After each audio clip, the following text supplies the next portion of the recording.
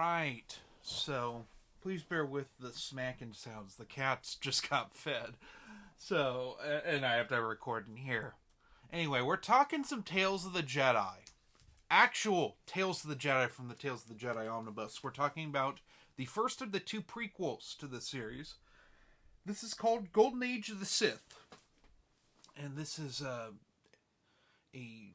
6-issue mini, issues 0 through 5. And this was written by Kevin J. Anderson. Now, this and Fall of the Sith Empire were written after Tales of the Jedi had, for the time, concluded, although we would get a sequel a little later. And it should be noted that Tales of the Jedi is not originally a Kevin J. Anderson project. It was a Tom Veitch project that, due to some circumstances which we'll get to later on in these reviews, Tom Veitch left the project and Kevin J. Anderson took it over. And in my opinion, Kevin J. Anderson does a very good job, especially with these two prequels. So we're going to talk about Golden Age of the Sith today. This is about the rise of Sith Lord Naga Sadow after the death of the Sith Lord Marka Ragnos. Now, by this point, there's been a huge time skip from Dawn of the Jedi to this, about 20,000 years.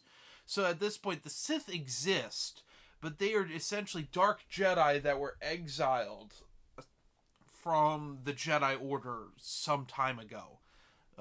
This comic takes place 5,000 years before the Battle of Yavin, and in it, hyperspace navigators Jory and Gav Kitto, whose parents were supply runners during this civil war in issue 0 and were killed, are trying to make their fortune making new hyperspace lanes. Hyperspace is a very new technology, and you can make quite a bit of money if your hyperspace jumps lead to planets and are safe routes, because hyperspace is really finicky, and like Han Solo said, you can, if you're not careful, you can get into it, like blast into the middle of a star or whatever, he says in New Hope. Anyway, the Kittos, they're down on their luck. They have a bounty on their heads, and they essentially are on their last bit of money they owe to Arba the Hutt, who is actually kind of like a nice Hutt, rather than the usual, like, sly conniving that most Hutts are. This one has a soft spot for the Kittos because he was friends with their parents. Anyway, so the Kittos are they're down on their luck, and they have to steal their ship back, and they end up taking a random hyperspace jump that takes them to Korriban and the Sith Empire, and essentially they're captured, and most of this book is political Sith intrigue between Naga Sadow and his rivals, and him taking control. That's really it. The Jedi don't have a lot to do in this.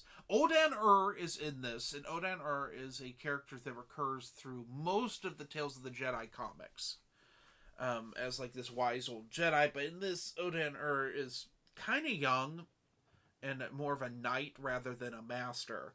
So Odan is plagued with visions that the Sith are coming back, and so his plot line is taking this queen that he's basically stationed on her planet after she unifies her 5 systems from the Civil War. Odan like convinces her, we need to go to Coruscant, and we need to figure out, like, the Sith are coming back, and the Republic needs to know. And that's really all they do. They don't do much in this one.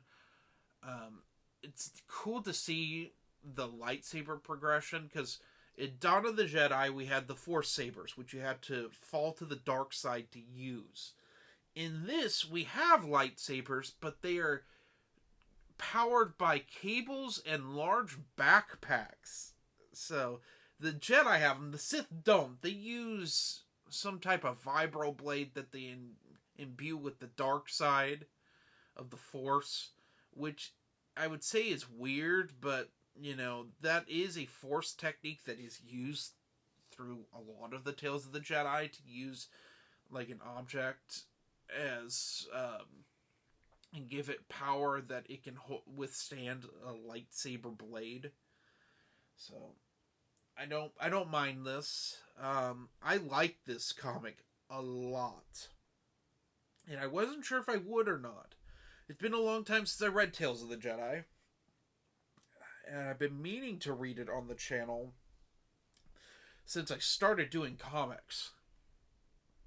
I've been meaning to do it, but for the longest time, especially after my house burned down, you really couldn't get Tales of the Jedi anymore. They just ignored it. When I say they, I mean Marvel. Marvel ignored it for a long time. Dawn of the Jedi and Tales of the Jedi were just ignored. Kind of like what they've done with a lot of the prequel comics, where they just won't like re-release them, or they'll re-release them as epic collections that go out of print, and then they don't reprint them, and they don't do an omnibus. I hope that they do all that stuff in omnibus form. But when the Tales of the Jedi omnibus announced, I was like, I have to pre-order this. And I know people were mad that Dawn of the Jedi was included in Tales of the Jedi, but hey, a Dawn of the Jedi omnibus was not going to sell. Alright? Tales of the Jedi omnibus would sell, and you can throw Dawn of the Jedi comics in there, and it's easy to skip them if you don't feel like reading them. So, anyway, what would I rank Golden Age of the Sith? I give it a 5 out of 5. It's one of Kevin J. Anderson's best works, in my opinion, and one of his best Star Wars works that isn't the Tales books. Because Tales books, he was also the editor of those, and that's his brainchild, so I can't put it above those, because they're just done pretty much really well, and they're like a handful of the most concise anthology books ever. But this is pretty darn good. It's well worth your time to check it out. Especially because this is him stepping into someone else's shoes to not only finish their series, but flesh it out with some prequels. Because Naga Sadow, although he is a minor character in like the Frida Nad uprising, we didn't know much about him. And all like the Sith stuff was still fairly new. The Old Republic, you gotta understand, when Tales of the Jedi was coming out, the Old Republic was not a thing.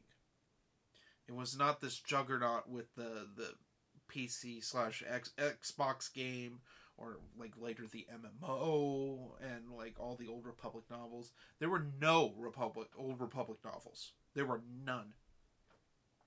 This is still an era where, I mean, heck, when this came out, there weren't really prequel novels. Like, there's the prequel novelization, and like you had like a handful of Del Rey novels that were episode 1 tie-ins, but that's really it. Sure, eventually we get Jedi Outcast and Jedi Academy. I mean, we had a little bit with the Valley of the Jedi stuff, but like Tales of the Jedi and then Jedi versus Sith were the only Old Republic comics for a long time. It wouldn't be till after Revenge of the Sith we would start getting a lot of Old Republic content, because like, what else is there left to do? We might as well take this concept that we've barely touched and like flesh it out. I mean, yeah, we had the games, but games are secondary canon. Let's just build it out from there. And it's kind of cool to see, because out of all the eras, I mean, aside from like the prequel era, obviously, because I lived all of that, but out of all the eras that were being established, this is the one I remember the most, because I remember Dark Horse did the Comic Companion, which was an excellent source book if you ever read it, especially like if you were like me and didn't have the internet when you got it. That came out in like 2005, and it was a pretty condensed version of all of Dark Horse's stuff at that time, and Marvel. They put the Marvel stuff in, although they put Marvel stuff in infinities. The comic strip, the like UK comic strips were considered canon, but not the Marvel comics. Because there was just too much weird at the time, and no one had tried to make the effort to make them work. So, yeah, I just remember looking at the Old Republic stuff constantly. I'm like, I wish there was more of this.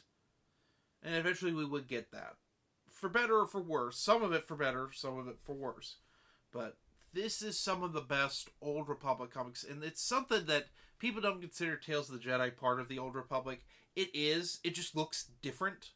And I kind of like that about it. There's an ancient feel to Tales of the Jedi compared to other Old Republic properties, especially the further it went along, the more it looked like Star Wars. So, anyway, that's all I have. You have a good one, everyone.